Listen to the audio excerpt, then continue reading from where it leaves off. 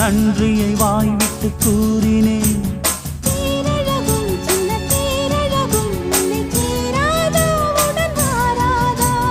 மானழகும் கெண்டை மீனழகும் கண்கள் காட்டாதா இசை கூட்டாதா?